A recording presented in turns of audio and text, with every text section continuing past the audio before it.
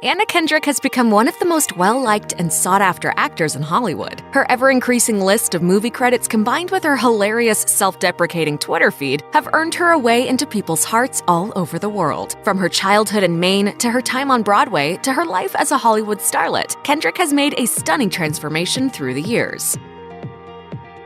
Community theater. Kendrick began her acting career at age 6. As she writes in her autobiography, Scrappy Little Nobody, she was raised in her hometown of Portland, Maine, and she tried out for the local community theater's production of Annie. Kendrick was cast in the show, and this started her on a path that changed her life. She explained, "Being tiny was a good thing. Being loud was a good thing. In everything else I'd done in my 6 years on Earth, I'd been told I had too much energy, but here I had somewhere to channel it all." Broadway baby. Kendrick began auditioning in New York at age 10, and eventually at age 12, after many bus trips between Maine and New York City, she wound up being cast in the Broadway production of High Society. However, as she writes in her book, it wasn't as glamorous as it sounds. When the show was over, she only walked away with $250 in cash. Still, she called the experience incredible. Her performance also earned her a nomination for a Tony Award, which is quite an accomplishment for a 12-year-old. I'm sort of glad that it was so young because I never really realized how important it was, and getting a Tony nomination was sort of fun. The big screen.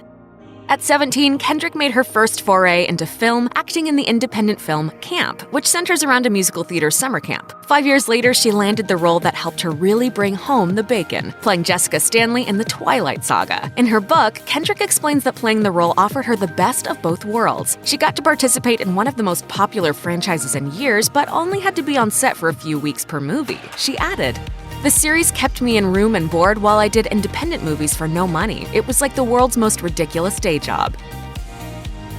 Pitch Perfect.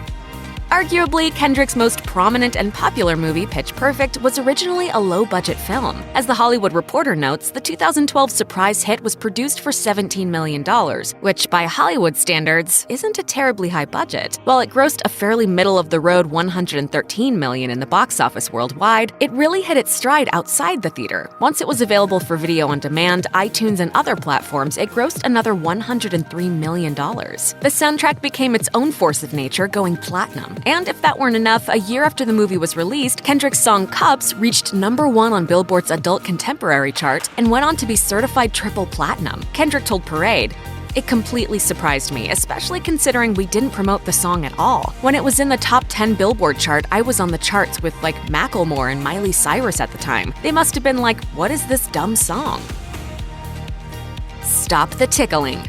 Kendrick told Elle that she used to have a hard time telling people how she felt. She eventually had a realization that it's not about arguing, but rather recognizing your own individual needs. She put this into practice when a guy she was dating refused to stop tickling her, even though she had asked him to stop. She told Elle, "I said, I know that's cute and that people do it, but I really don't like being tickled. It really makes me feel trapped and panicked. I know it's silly and funny for most people, but I really hate it, so could you please not?" He didn't take her request seriously, and he kept trying to tickle her. So despite some concern that she might wind up being labeled, quote, the crazy girl, she broke up with him. I don't allow that. I don't stand for that kind of behavior. Still not a grown-up. Just before her 30th birthday, Kendrick explained to Glamour in 2015, "There are times when I still feel like an actual toddler in a grown-up, well, semi-grown-up body. I feel I'm masquerading as an adult when I don't have the kind of friendships and routines that I thought you were supposed to have as an adult." In fact, her feeling of not being on top of life as an adult was part of what led to her decision to write Scrappy Little Nobody. She told Vogue in 2016 that she feels like everyone in her life is a grown-up except her. Discussing the driving force behind writing her book, she explained, "My goals for this book were to make people laugh, to feel connected to people, and maybe get people to feel more connected to me."